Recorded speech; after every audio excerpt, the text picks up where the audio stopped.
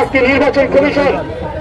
নির্বাচন কমিশন যে নিবন্ধিত দিচ্ছে দলগুলোকে সেই বিষয়ে আসলে আরো সুস্পষ্ট ভাবে সব বিষয়ে পারদর্শী মনে করে, তাহলে সেই জনগণকে আমরা প্রতিনিয়ত বিদ্যাঞ্জলি ঘোষণা করছি, দেখি প্রদর্শন করে যাচ্ছি, সেই জনগণকে আমাদের মূল্যায়ন দরকার।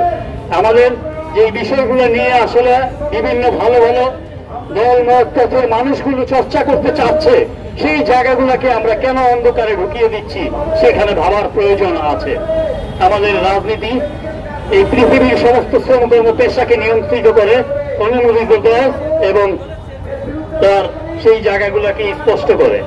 তো রাজনীতি এমনই একটা বিষয়, পূর্বের থেকে বর্তমানে, বর্তমান থেকে ভবিষ্যতে কে কিভাবে প্রদর্শন করবে, কে কিভাবে উপস্থাপন করবে, সেই জায়গায় তার মূল্যায়ন প্রয়োজন। তাহলে তাকে সুযোগ পেতে হবে, দিতে হবে। আমাদের প্রাতিষ্ঠানিকভাবে যে বা যারা আছে তাদেরকে অবশ্যই স্বাতন্ত্রিকভাবে দায়িত্বপ্রাপ্ত অথবা সমস্ত বিষয়ে প্রদর্শন করতে হবে। আমরা যে বা যারা দায়িত্বে থাকছি প্রাতিষ্ঠানিকভাবে, তারা কেন নিজেদের সক্রিয়তা বিলীন করে দিচ্ছি, নিজেরা কেন হুকুমের দাস হয়ে যাচ্ছি, সেই জায়গাগুলোতে প্রশ্ন ছুড়ে দিলাম। আজকে নির্বাচন কমিশন যে নিবন্ধিত দিচ্ছে দলগুলোকে সেই বিষয়ে আসলে আরো সুস্পষ্ট ভাবে সুন্দর সহজ কর্মসূচি প্রদর্শন করা প্রয়োজন। তো আমাদের আসলে নির্বাচন মানে হচ্ছে একটা মানুষের নেতৃত্ব, কর্তৃত্ব, প্রতিনিধিত্বের মাধ্যম।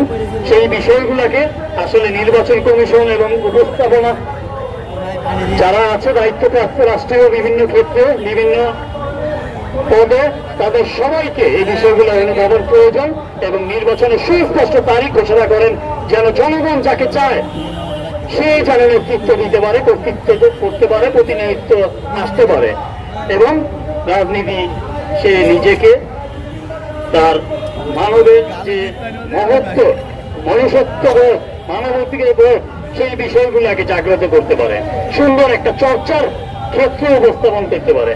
ধন্যবাদ, আজকে সকলকে ধন্যবাদ।